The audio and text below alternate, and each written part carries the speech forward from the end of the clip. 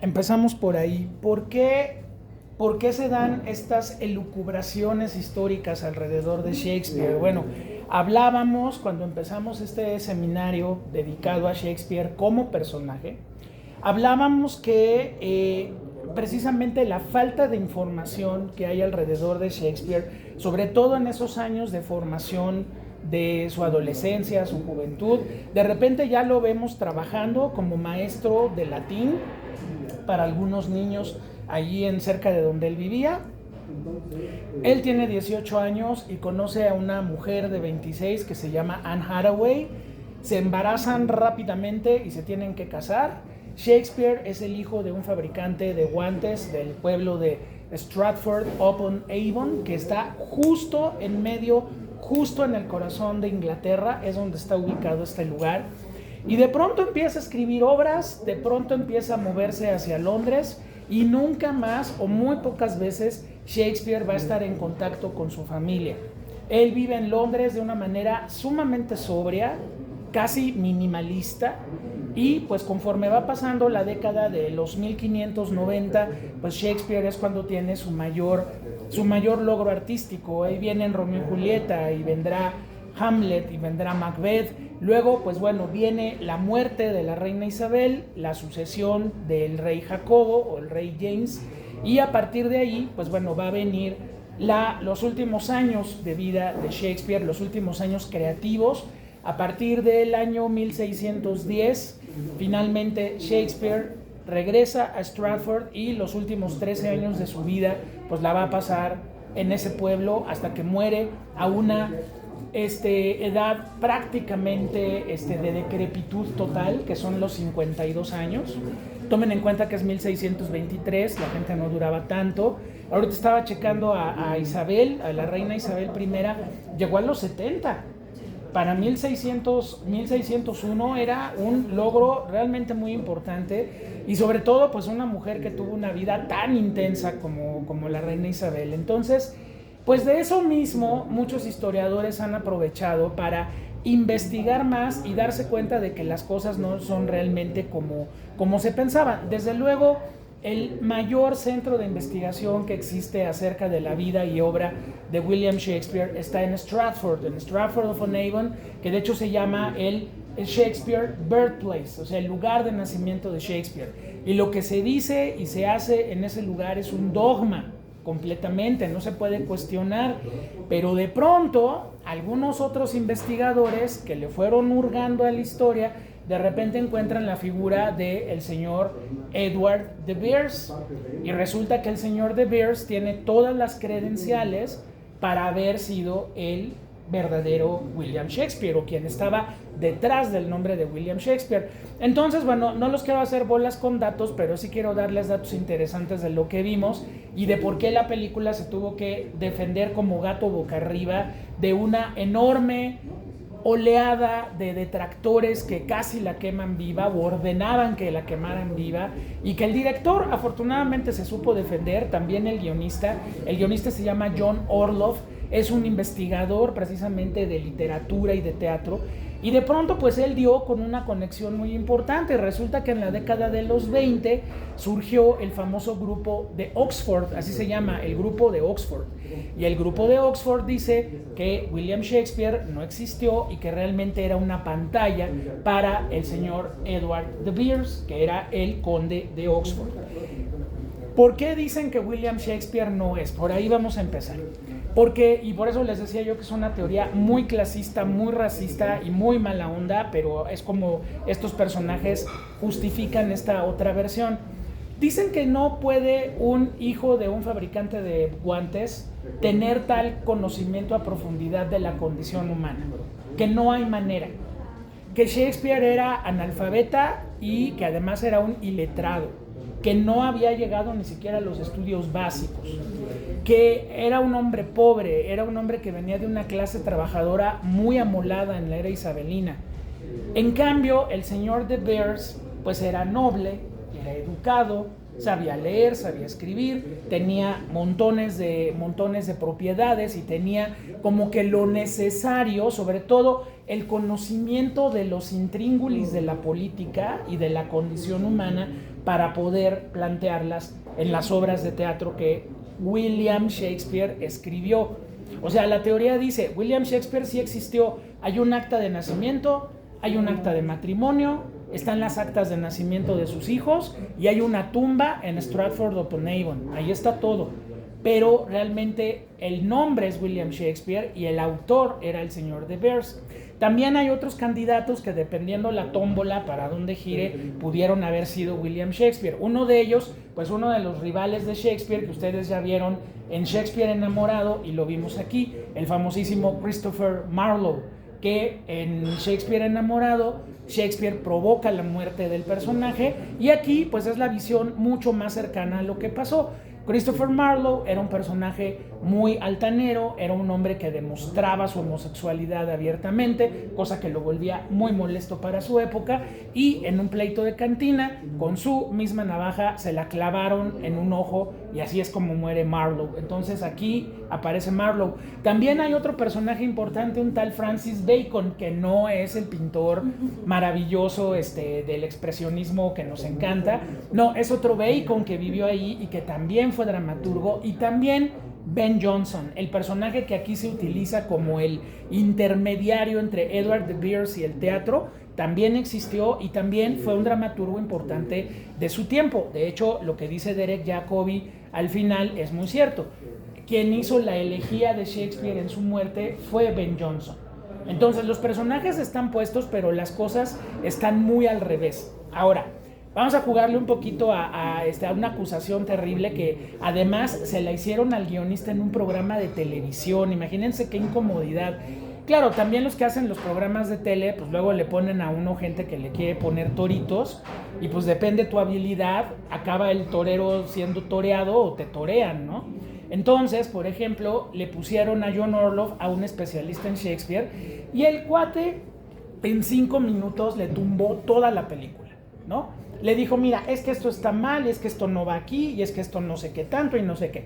Bueno, quienes nos ha gustado estudiar la figura de Shakespeare y hemos hecho cursos de Shakespeare en el cine y tenemos bastante información, afortunadamente, pues sí hay algunas cosas que están movidas con respecto a la trama de la película.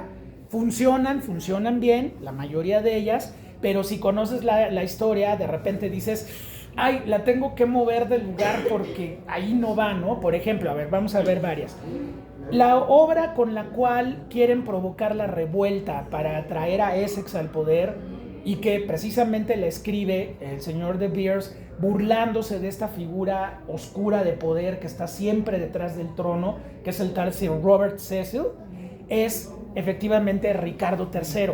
Ricardo III es una de las grandes tragedias históricas de Shakespeare, donde la casa York precisamente se cerró el camino al trono después de tener un personaje tan siniestro como ese, que efectivamente se echó a toda la familia para poder llegar al poder, y era un personaje que históricamente era normal, pero Shakespeare lo escribe pensando en que la maldad del personaje es tanta que el tipo literalmente está jorobado. La joroba es la joroba de la maldad, que le pesa tanto. Entonces, pues lo presenta jorobado, y claro, quien entendió, ¿no? Quien entendió, y todo el mundo sabía que era Robert Cecil. Ahora, el problema en la película es que esa obra se escribe hacia 1590, mucho antes de Romeo y Julieta inclusive, porque fue la etapa de los dramas históricos de Shakespeare. Aquí aparece al final, entonces dice uno, ok, me la creo, ¿no? Luego viene, por ejemplo, Macbeth, y luego viene Hamlet. No, primero fue Hamlet, porque sin Hamlet no puede llegar Shakespeare a Macbeth, a la profundidad psicológica de Macbeth. Todo lleva un proceso. Entonces de repente ves la escena de las brujas en el caldero y todo esto, que es padrísimo cómo lo representan, pero luego viene Hamlet, dicen, no, ahí sí el huevo fue primero que la gallina, ahí sí hay una bronca fuerte. Luego hay representaciones, hay otras cosas que ocurren que no ocurrieron así. Por ejemplo, el sepelio de la reina Isabel ocurre con el Támesis congelado, para que tengamos esta maravillosa escena de miles de extras digitales, todos, aquí sí todo es digital, extras digitales que van caminando por el río Támesis congelado, todos ellos de negro, el Támesis blanco. No, la reina Isabel murió en primavera. y el Támesis no estaba congelado, y fue ahora sí que en las orillas del Támesis que se llevó a cabo el cortejo fúnebre. Entonces, si uno se pone muy sangrón, realmente Anónimo es una atrocidad, ¿no? O sea, sí están movidos todos los hilos, todo está al revés, todo va ocurriendo de una manera muy extraña. Pero bueno, ¿qué hizo el guionista cuando lo atacó directamente esta persona? Dijo, a ver, todo está hecho para la película, no está hecho para la historia. Y finalmente nosotros nos estamos apoyando en esta línea de pensamiento sobre Shakespeare. A ver, ahí hay algo muy importante. El que abre y cierra la película es una de las grandes autoridades sobre Shakespeare en el teatro, que es el maestro Derek Jacobi. O sea, cuando Derek Jacobi sale en el escenario, te levantas porque el asiento te empuja y tienes a uno de los más grandes actores. Pero ¿qué creen? Derek Jacobi cree que Shakespeare no existió, que Shakespeare fue un conglomerado de escritores, o que fue una de estas figuras históricas oscuras que estaban ahí detrás, y Derek Jacobi apoya la teoría. Entonces, claro, entre el mundo de los actores shakespearianos, obviamente Jacobi es respetadísimo, pero siempre y cuando no se hable del tema, porque allí sí hay chispas, ¿no? Entonces, Derek Jacobi abre y cierra la película de una manera muy coloquial, muy padre. Empieza con un teatro moderno, se le hace tarde, ¿no? El Uber le llega tarde, se baja, le dan rápido el paraguas porque tiene que salir, y así como abre, cierra la película. De hecho, es muy interesante que la película termina cuando termina la representación y el público empieza a salir, igual que nosotros saldríamos de la sala de cine, ¿sí? Roland Emmerich se defendió mucho poniendo el ejemplo de Amadeus. Amadeus es una película que si tú la ves junto a un mozartiano de hueso corazón, es horrible porque se empieza a picar con un picahielo a lo largo de 2 horas 40. Es que eso no va ahí, es que la flauta mágica no se trata de eso, es que no sé qué. A ver, finalmente existe algo que se llama la fantasía histórica. Y Peter Shaffer en Amadeus o el guionista John Orloff en Anónimo se la están jugando. Es decir, bueno, claro, hay consecuencias, desde luego que hay consecuencias. Shakespeare, el estudio de Shakespeare está dividido por estas dos líneas de pensamiento. Esa es una consecuencia muy grave. Pero en el caso de Amadeus fue todavía más grave, porque una figura histórica real, como era el compositor Antonio Salieri, se acabó convirtiendo en el villano durante décadas, hasta que de repente un grupo, estos grupos que salen y dijeron, no, Salieri y Mozart se conocieron porque trabajaban con el mismo jefe, que era el emperador José II de Austria, pero más allá de un apretón de manos, jamás tuvieron nada que ver. Ni lo envenenó, ni nada. En el lecho de muerte, dicen, no había una grabadora, no había una cámara, no había nada que lo registrara, pero Mozart dijo, Antonio Salieri me envenenó. Pero Mozart ya se estaba muriendo, pudo haber dicho Rumpelstiltskin, Humpty Dumpty, o sea, pudo haber dicho cualquier otra cosa, ¿no? Claro, entonces, Salieri lo hizo. Vaya, ni siquiera Peter Shaffer tiene la culpa. ¿Saben quién tiene la culpa? Un poeta ruso del siglo XIX que se llama Alexander Pushkin. Pushkin tiene un poema que se llama Mozart y Salieri. Entonces el que empezó el desmadre fue Pushkin. ¿Por qué eligió a Salieri? Porque eran compañeros. Y entonces pues que Salieri le tiene gran envidia. Y entonces, bueno, si ustedes han visto la gran película que es Amadeus, que es hermosa, maravillosa y fascinante, pues ahí la rabia, la envidia acaban convirtiendo a Salieri en el destructor de la vida de Mozart. Pero bueno, también Mozart es mostrado como un estúpido, que le cae la inspiración divina, le cae la voz de Dios, pero es un imbécil y es un cachondo y es un personaje realmente muy desagradable, ¿no? Entonces Salieri, que se ha mantenido célibe y que ha entregado todo a Dios, pues Dios no le da la voz. Eso no es cierto. Si ustedes al rato que lleguen a su casa y estén tranquilitos, métanse a YouTube y pónganle Antonio Salieri. Tiene cosas padrísimas. Óperas, conciertos, sonatas, serenatas y desgraciadamente una muy popular obra de teatro y luego una película ganadora de 8 Óscares y que es estupenda, lo pusieron como el villano categórico de la historia. Lo mismo que está pasando con Hamlet. Durante 400 años, Anne Hathaway o Agnes Hathaway fue la villana del cuento. Ay, vieja loca, se lo ligó siendo chavito, nunca estuvo al pendiente de quién fue su marido, fue una señora horrible, nunca lo quiso. A ver, espérense, o sea, hay que investigarle. Y lo que hizo Margaret O'Farrell con Hamnet fue: me voy a meter a investigar a Agnes. Por ejemplo, una de las partes importantes de Hamnet es que Agnes nunca supo leer ni escribir, porque las mujeres no podían estudiar, ojo con eso. Y dos, lo que sí conocía muy bien Agnes era el manejo de la medicina herbolaria. Agnes, por eso decía mucha gente que era bruja, porque se la pasaba en el bosque y recogía hierbas y todo, pero finalmente era parte de su conocimiento natural. Eso lo reveló Maggie O'Farrell con Hamnet, ¿no? Entonces, si ya le están haciendo justicia a Agnes y ahora, pues bueno, vamos con Shakespeare, pues finalmente, ¿qué es lo que podemos lograr, no? Aquí en la película, pues se muestra que el tal William Shakespeare auténtico, pues es un actor cretinazo, que se aprovecha de todo el mundo, ¿no? Edward de Vere es este personaje que está haciendo el poder detrás del poder. Vienen estas revelaciones terribles.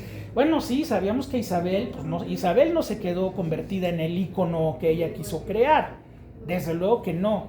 Isabel tuvo montones de amantes. Muy seguramente, y es lo que la película propone también, pues hubo muchísimos hijos que se entregaron por todos lados y que se iban colocando en la alta corona británica. Pero bueno, también la posibilidad de un incesto tampoco es muy lejana, ¿sí?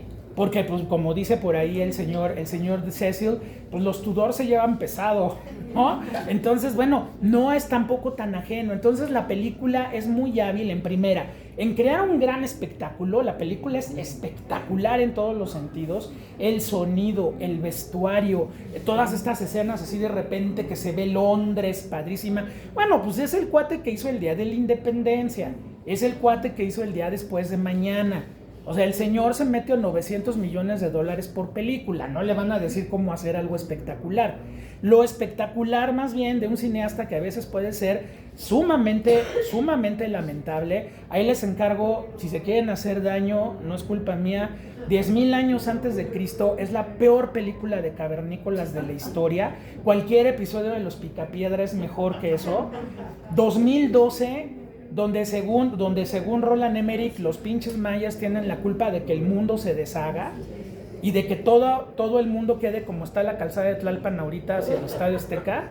Sí, así se ve, así como en 2012, así se ve la calzada de Tlalpan ahorita, ¿no? Los puentes caídos, los coches chocados, así. O sea, tiene películas impresentables, pero pues finalmente esta película le dio la oportunidad de hacer algo diferente. Y nadie se la quiso producir, ningún estudio. Y entonces dijo, a ver, pues vamos a echar cuentas de cuánto traemos en la bolsa, pues sí nos alcanza. Entonces dice, hay una gran diferencia. Vean cómo en el reparto la mayor parte de los actores son poco conocidos, salvo Vanessa Redgrave, que obviamente es aristocracia, ¿no? Vanessa Redgrave, su hija Joely Richardson es quien hace el papel de la Elizabeth joven. O sea, ahí son hija y madre haciendo el personaje. El chavito que es Southampton, el chavito es el que salía en Sweeney Todd, que era el que se enamora de la hija de Johnny Depp.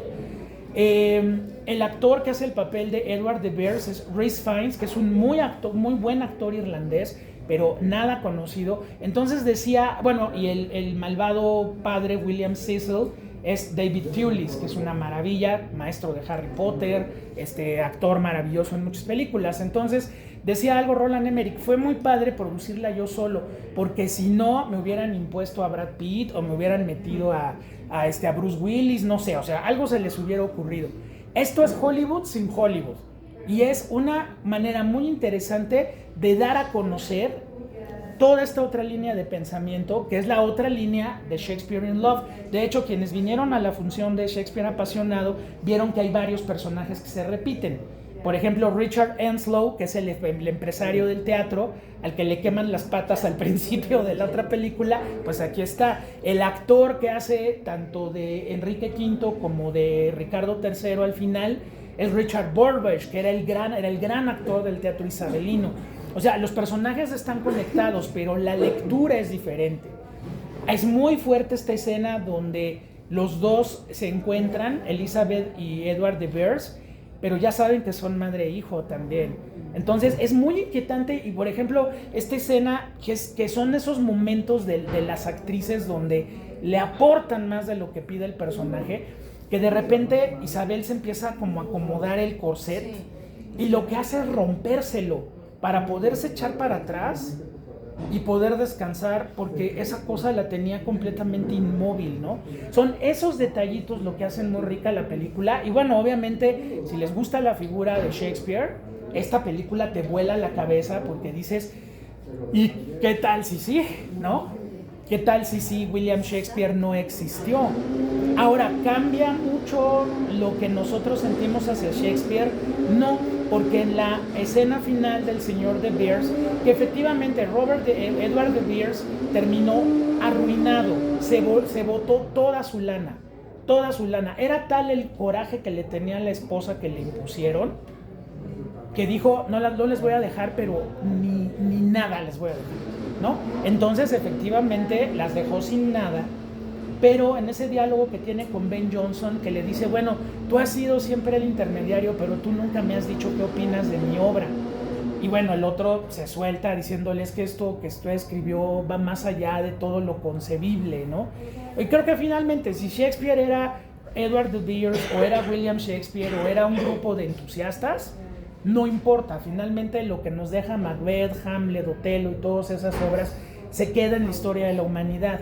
Pero sí el origen siempre se vuelve como muy inquietante, ¿no? También, por ejemplo, ahí aparece el rey James medio menso, ¿no? Se ve medio mensito, le ponen su tapanquito para que ponga sus piecitos muy bonitos, pero bueno, hay que reconocerle también al rey James algo. El rey James llega de una manera muy forzada al trono, y llega forzado porque acuérdense que los Tudor se acabaron con Elizabeth. Entonces llega el rey James, que es un rey católico, nuevamente a Inglaterra, con todo el desmadre que armó Enrique VIII con la iglesia anglicana.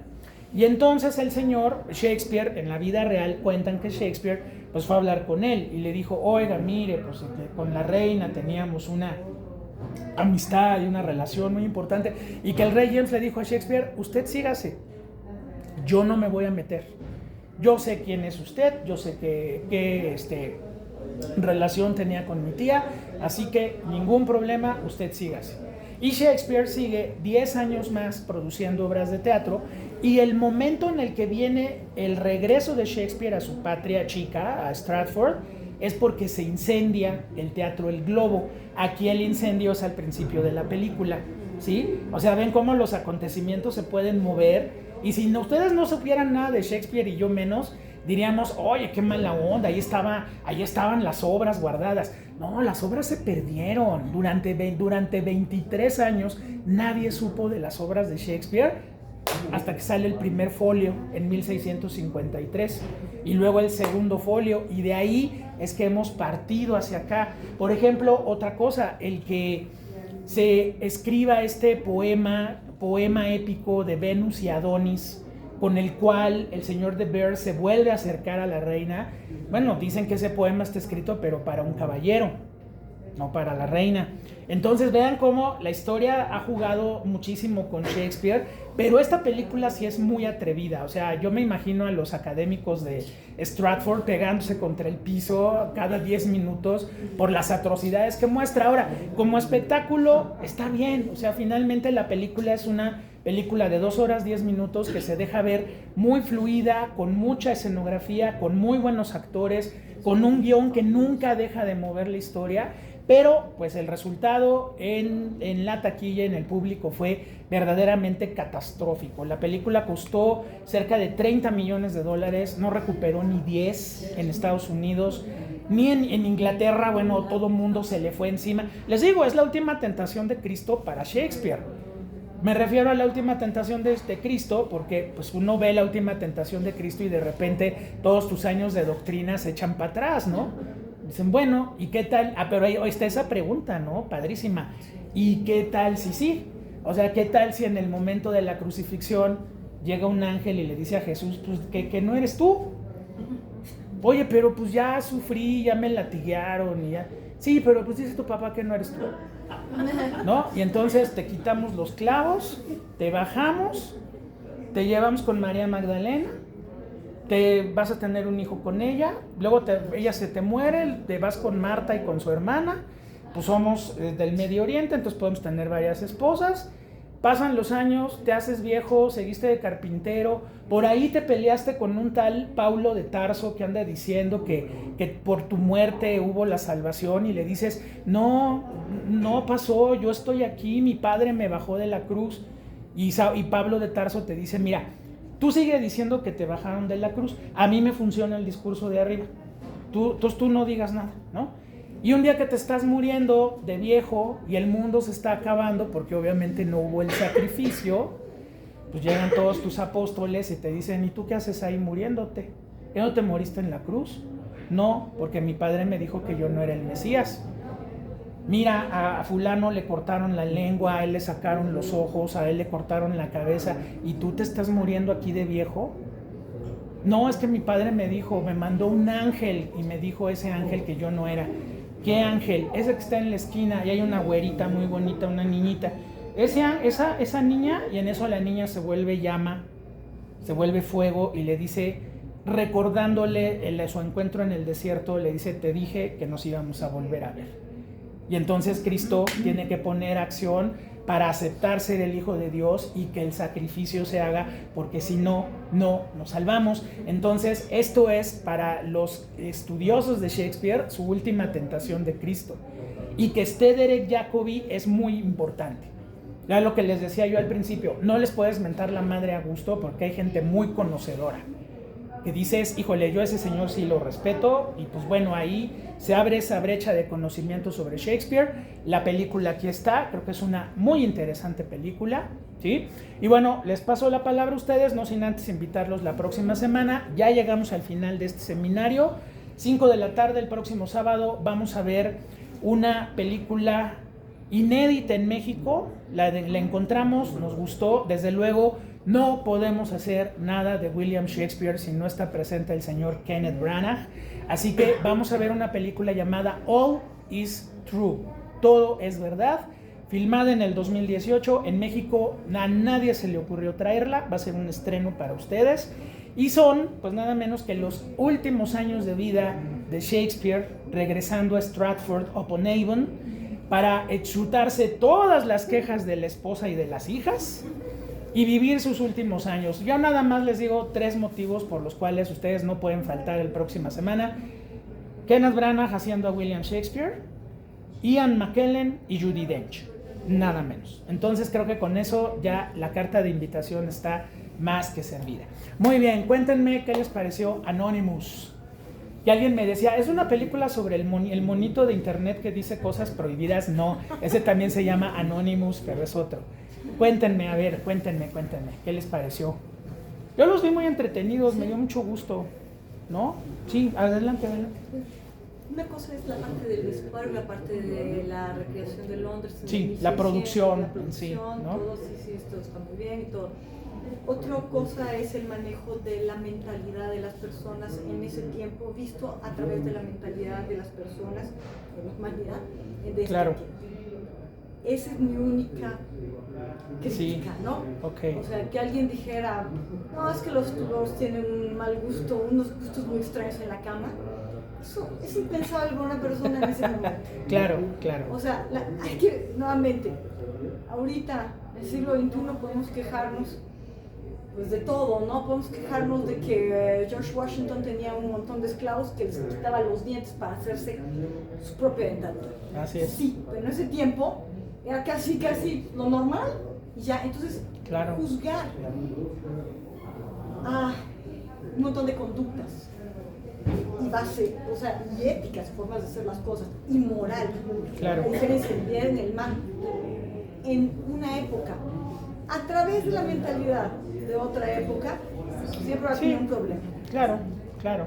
Entonces, claro.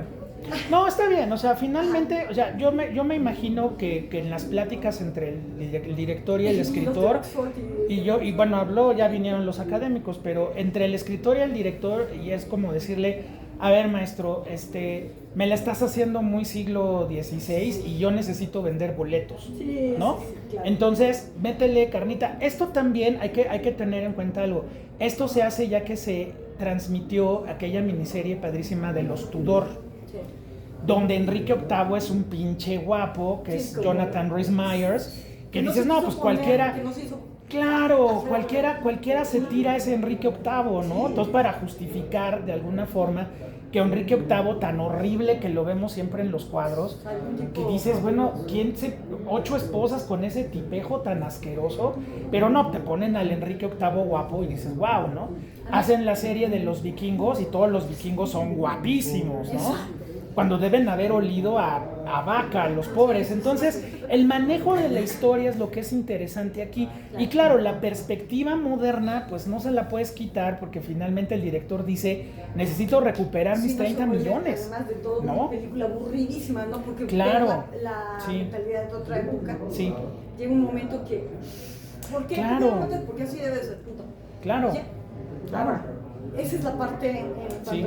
Ahora, la otra parte es, yo creo que mi otra duda y mi otro punto de análisis sería... Sí. Ok, si en el caso de esto Shakespeare, que además todo es buena onda, lo del apellido Shakespeare. Exacto, ¿no? Shakespeare. Sí. Pero bueno, si realmente no escribió, o bien no fue tan dramaturgo, que pasó entre 1610 y 1623. Siguió produciendo, un poeta siempre va a ser un poeta. Claro. Entonces debió haber producido poemas aún en Stratford-upon-Avon en los últimos años. Si no lo hizo, bueno, pues ahí, Sí. ¿qué pasa, no? Segundo, se siguieron haciendo playwrights en Londres. Totalmente. Y se siguieron produciendo cosas. ¿Se parecen estas a las que solían hacer Shakespeare? Si esas dos son claro. O sea, habría que ver. Entonces sí, bueno, vamos a ver, el cuate. Ahora, aquello de que fuera completamente iletrado es rarísimo, ¿no? Él estaba metido ahí en las cosas, sí. peleando, mismo que no supiera leer con los actores y le dijeron, no, es que ¿dónde dice eso, no? Claro. Ahí sí, claro. yo contestaría esa parte, ¿no? Pero, sí. Ahora, sí, en la siguiente película, yo creo que ahí van a resolver, ahí vas a resolver varias dudas. También porque ahí hay otra autoridad, que es Kenneth Branagh. Obviamente Kenneth Branagh no se va a ahorcar solo haciendo una tontería. Entonces, el tomar los últimos 10 años de vida de Shakespeare es tratar de resolver también muchas cosas. Lo del testamento es cierto, o sea, Shakespeare le deja a su esposa, por escrito, su segunda mejor cama. No le deja nada más. O sea, el odio a Anne Hathaway fue hasta el final. Pero bueno, finalmente también era un señor de su época y finalmente ya van a haber varias respuestas a la segunda pregunta. Acá, pues bueno, finalmente es una película, eso sí también hay que decirlo. La que vimos hace 8 días era de cuates. O sea, ¿no? John Malkovich, Oliveira y todos nosotros. Aquí sí el director quiere ganar dinero. Entonces, claro, le da todo un sentido de espectacularidad, le da estos comentarios modernos que, claro, ¿no? Claro. También, bueno, la propia situación de la reina Isabel, si la película fuera del 2020 hubiera generado un desmadre también. O sea, esta mujer que tiene hijos por doquier y que se los quitan y los incorporan a la corona con el riesgo de que en algún momento haya un incesto. Entonces, híjole, también es una visión que no nos habían dado de la reina Isabel. Entonces, no solamente le pega a Shakespeare, le pega a todos los personajes que estén cercanos, ¿no? Y sí, las cronologías están completamente retorcidas para que la película funcione. A ver, vamos a crear una rebelión contra Cecil, entonces viene Ricardo III. No, pero Ricardo III ya había pasado 10 años antes, ¿sí? Entonces, si uno no le pone mucho atención, no pasa nada. Pero finalmente, si conoces mínimamente la historia, dices, es que eso, ¿no? Pero bueno, todo el cine que parte de una biografía tiene que jugarlo. Finalmente, lo que el público va a ver es una historia que lo conmueva, que lo haga llorar y que se compren boletos, ¿no? Entonces, pues bueno, la historia ahora viene, por ejemplo, anunciaron una miniserie en Netflix de Diego Rivera y Frida Kahlo. pues yo me imagino que va a ser un telenovelón para que realmente funcione como quieren que funcione, ¿no? Porque, pues bueno, Frida y Diego también se llevaban muy pesado. ¿Ustedes creen que eso va a estar en Netflix? No. Va a estar la parte del melodrama. Gordo, maldito, qué maldito fue con Frida. Pero ojalá se atrevan a poner a Frida andando con todas las personas que anduvo. También. Hombres y mujeres. Algunos sumamente célebres como León Trotsky y algunos otros no tan conocidos, pero yo creo que eso no va a estar. ¿Por qué? Porque no vende. Lo importante es ver al malvado gordo siendo malo con Frida Kahlo, ¿no? Entonces, bueno, ya inmediatamente le pones tache y dices, bueno, ya sé para dónde va, muchas gracias, ¿no? Entonces, bueno, ese es el manejo de la historia. Ahí es donde está la historia manejada. Comprueben esto ahora, ni modo, hay que hacerlo con Shakespeare in Love. Shakespeare in Love es la buena onda, la camaradería, el romance, el amor. Sí, al final no quedan juntos, pero finalmente él logra ese dolor convertirlo en noche de epifanía. O sea, finalmente eso va a lograr. En Hamlet, el dolor de la pérdida de un hijo se convierte en la gran obra de Shakespeare, que es Hamlet, ¿no? De hecho, aquí vieron un antecedente de lo que pasa en Hamlet, cuando está Hamlet con la daga, que está a punto de suicidarse y que viene el monólogo de To Be or Not To Be y la gente tocando al actor en el teatro, ¿no? Pues qué pasa en Hamlet cuando toda la gente también está muriendo Hamlet y toda la gente estira los brazos. O sea, hay esas conexiones que ahora hay entre las películas, la vuelven muy rica, ¿no? Y bueno, pues pues sí, la semana que entra nos vemos entonces para cerrar. No se la pierdan, es una película inédita en nuestro país, All Is True, y seguramente les va a gustar mucho, ¿ok? Pues muchas gracias a todos, buenas noches.